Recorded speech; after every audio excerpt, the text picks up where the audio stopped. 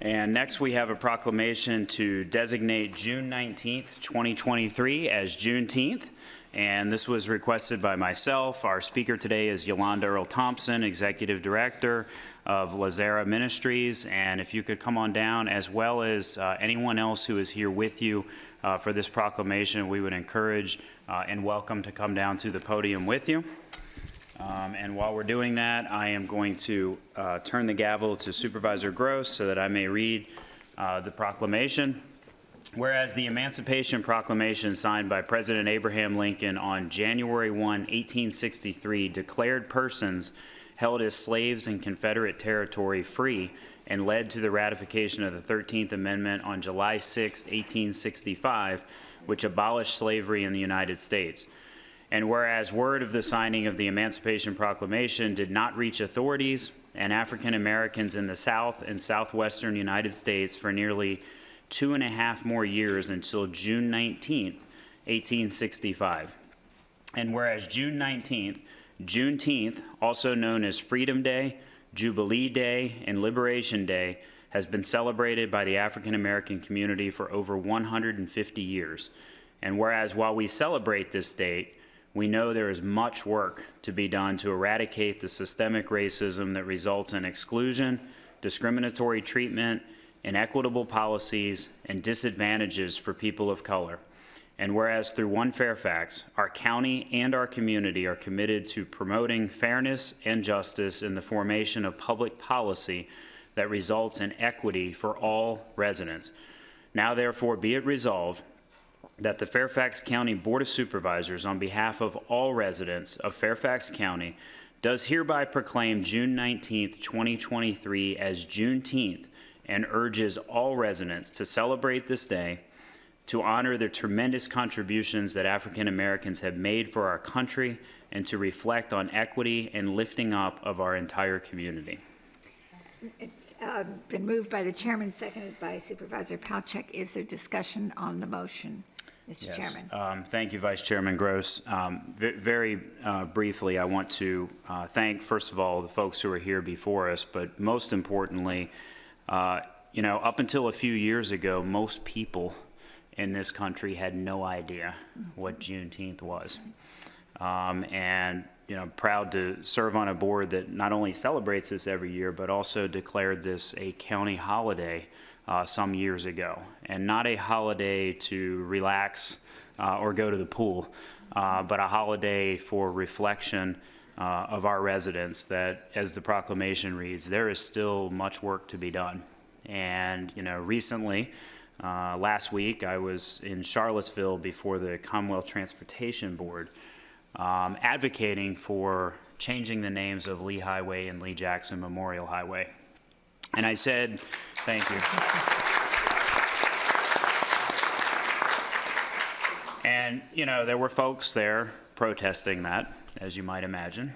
And I said simply to the Commonwealth Transportation Board, look, I am not before you because we have the luxury of changing our history. I am before you because we have the luxury of deciding what in our history we want to celebrate and honor and what we want to learn from and do way better, because that's what this question is really about. And the fact that we had to still fight to remove those divisive names from Fairfax County tells you, in a nutshell, just last week in 2023, how much work is left to be done. When we see reports of housing discrimination that still exist, when we see ability for people to get loans and capitals to start business, and the disproportionality that exists in that category, these are not subtle, still existing racist policies that exist in this country. They're not subtle to us. They're in our face, and it tells us that there's still much, much work to be done, even here in Fairfax County. And so while we celebrate Juneteenth, we also reestablish ourselves in the fight for equity, what our One Fairfax stands for. And for those not familiar with One Fairfax, I can remember the day it began. It began in this room. And it was a fight over school funding and whether or not we were going to provide funding support for, at that time, Project Excel, which was a program designed to help Title I schools and to give more money to teachers who volunteered to teach in Title I schools. Just a fundamental public education, is to me fundamental of what public education should do. And there was a fight over whether or not that funding would be included in the budget. But there wasn't a fight about a whole lot of other things in the budget. Just that, conveniently. And as a result of that fight, we set up a task force looking at how we could protect young people and particularly look at the root causes of racism, of poverty, of challenges that exist in this county in a systemic way, in a deliberate way. And as a result of that task force, we said the only way we can start this is by recognizing our past, by declaring that inequities exist in this county, by wanting to invest resources into the root causes of those, not just establish programs to help people, but let's find out why people are held back to begin with. Because if you don't get to those root causes and you don't do it with intentionality, you're not going to ever turn the page.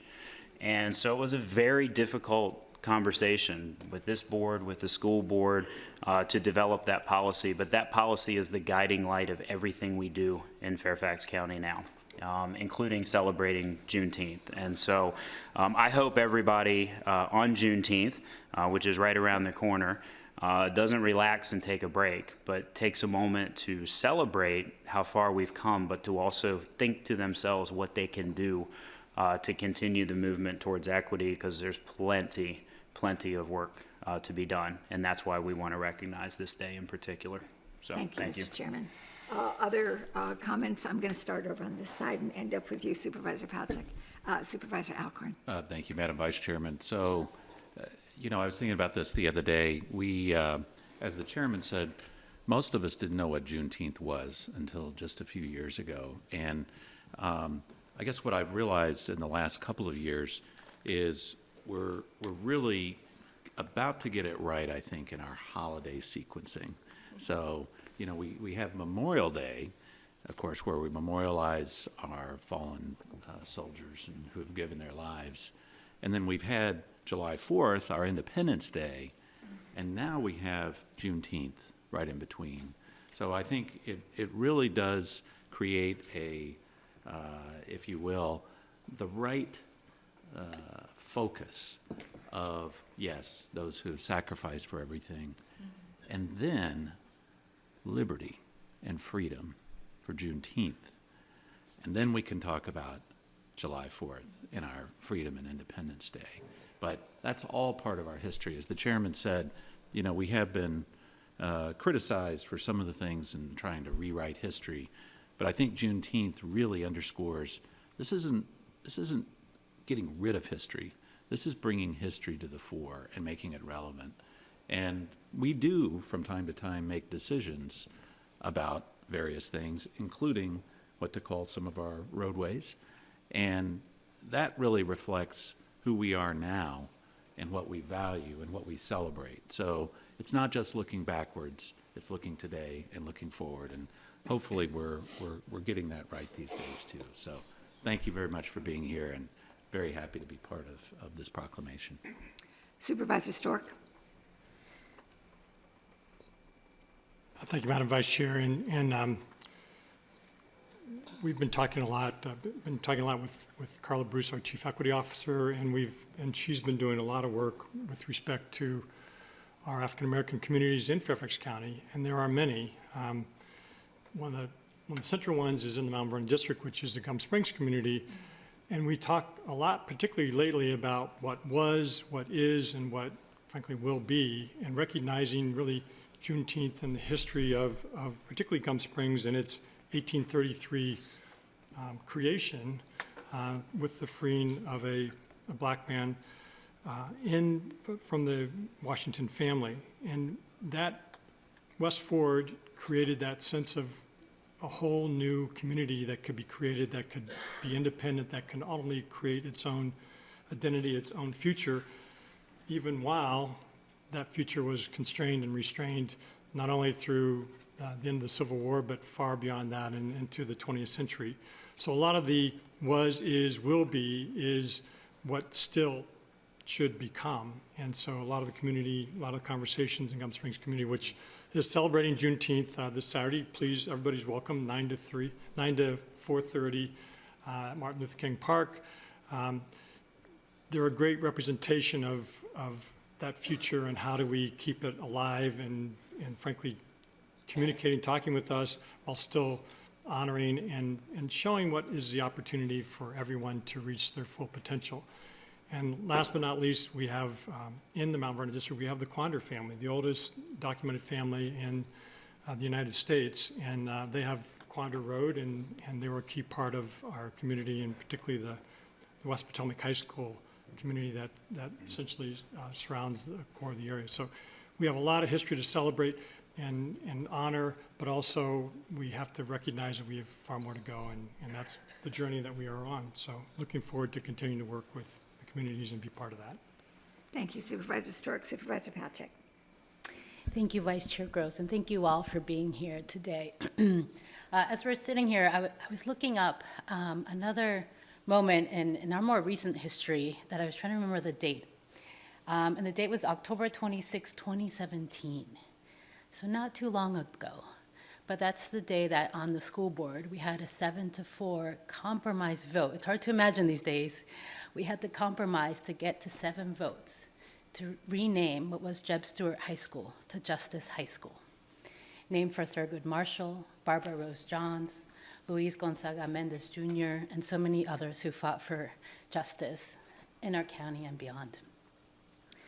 It feels like not that long ago, but it also feels like almost a century ago that we were having such a challenging time, and really want to commend Sandy Evans at the time who led that vote. I think many of us are sitting here today wondering, how are we still having some of these fights? How is it still so hard? How are we still having some of these conversations? I hope it's okay if I share that yesterday we heard that the historical markers that won the contest, the orders are in. And so we are moving ahead, and I'm hoping that at this time next year, that we'll be able to celebrate and understand that not only are we celebrating the great moments of our history, acknowledging the great and the not so great moments of our history, but also knowing that it's about our future generation, many of you here today. As you know, the work you are doing, the Historical Marker Project we created jointly with the school board, is not just about names. Those are very important. Otherwise, naming our children wouldn't be so hard. But they're also about the deeds, understanding parts of our history that we maybe have not wanted to understand or have not known about, but ensuring that we're empowering our youth with that knowledge to make better choices for the next generation. So we are here. Juneteenth, I hope, continues to grow as a celebration, but as a time to honor, understand, and improve what we do as a community, and that we continue to see how that impacts not just our policies, but our practices, whether they be in housing, in education, in transportation, in business, and our economic opportunities, and so much beyond. So really want to thank you all, and those of you who've been doing this for many decades before any of us sat on this board, and who will continue to fight alongside us and push us to do even more, and to hopefully see some of these young people at this dais in a few years to come. So very proud to be here, to see so many representatives of the community, and also from many agencies in our county who are representing here today. And to that, very delighted that we're doing this. I want to thank my colleagues for their work. And again, so much more to do, but every single step is so important. So to this Juneteenth and many more to come, very happy to support this resolution. Thank you, Supervisor Palchik. If there is no other discussion, all those in favor of the motion, please say aye. Aye. Any opposed, say nay. That motion carries. Mr. Chairman. Thank you very much, Vice Chair Gross and Ms. Earl Thompson. Welcome. The floor is yours. Thank you, Chairman McKay, the Board of Supervisors, and others that have invited me to stand here on behalf of Black Fairfax to receive this amazing honor. As I'm standing here, I am going to be honest, I'm very emotional and having to stand within my own resiliency to be tough in this moment as I fight back, feeling the weight of my ancestors and the pride for us standing here. Before I begin my remarks, I want to acknowledge our future, the recipients of the 2023 Juneteenth Resiliency Awards, as well as the committee. Nuhami Hale, Nasa Pepper Fisher, Raquel Lafiti, Isaiah Gardner, Elias Anwar, Nyla Bonilla, and Keith Green Jr. We acknowledge these amazing young people for exhibiting true resiliency and making meaningful contributions and outcomes in the lives of themselves and others in the Black community. I am a proud Fairfax County, Franconia District resident representing the Route 1 corridor. And as you stated, Chairman, on 1883, the Emancipation Proclamation freed enslaved Black people. But did you know that same year, Emma Lazarus penned her famous poem to raise money for the Statue of Liberty's pedestal?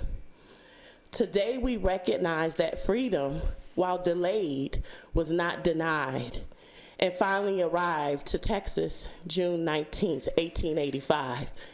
Which, as you said, Supervisor Alcorn, shows that then we all were free.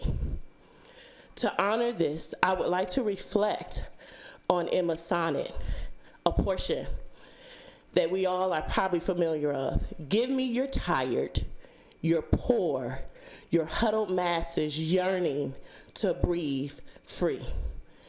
We gave you our tired when Fannie Lou Hamer testified, I've been so tired for so long. Now I am sick and tired of being sick and tired, and we want change. We gave you our poor when we helped build one of the wealthiest countries during slaveries and Jim Crow laws that sought to keep us in poverty without voting rights, access to fair education, or the ability to drive after sundown or on buses without the threat of violence or death. We gave you our huddled masses yearning to breathe freely when we risked our lives during the COVID-19 pandemic to yell the words of Eric Gardner and George Floyd and many other Black people killed at the hands of police. I can't breathe. Today I stand here dreaming like Martin, leading like Harriet, fighting like Malcolm, thinking like Garvey, writing like Maya, building like C.J. Walker, speaking like Frederick, educating like W.E.B., believing like Thurgood, challenging like Rosa, inspiring like Obama, and praying like my parents, Lee and Zandra Earl, that this proclamation freedom is not just another formality that checks a policy box, but it confirms that my husband and I made the right decision to raise our intelligent, compassionate, and courageous Black sons in Fairfax County. I hope this confirms your commitment to bring equitable education, health, safety, and economic mobility to the Black community. I hope you hold this moment in this room as you establish policies, pass resolutions and ordinances, approve budgets and land use plans, and other important business. I hope you hold this moment to remind you that we have given you all we can. We don't need to give you anything else. If we don't show up to a PTA meeting, if we don't show up to a board meeting, we have given you everything. And all we simply ask in return is not a favor, but freedom. Freedom to dream, freedom to access fair education, freedom to work jobs with a livable wage, freedom to have access to health care, freedom to live in affordable, just housing, and freedom to be black and proud amongst a shrinking black community in Fairfax. We were once 50%, and we are now 9%. Let us be able to be proud to stay, live, educate, and get economic opportunity in Fairfax County. Thank you. Thank you, Yolanda.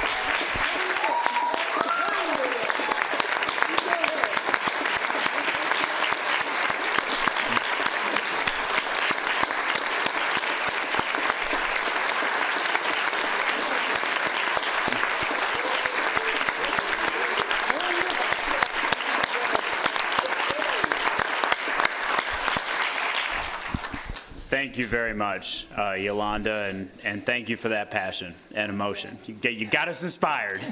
So you brought life into the room, so thank you very much for that, and congratulations to our young people, recipients, award recipients, and for the work you've done. We're so proud of all of you as well, and don't want to diminish one moment away from what you've done to succeed and to be here today, so thank you for that. And with that, I think we're ready for a photo, and Supervisor Palchik, if you want to join me.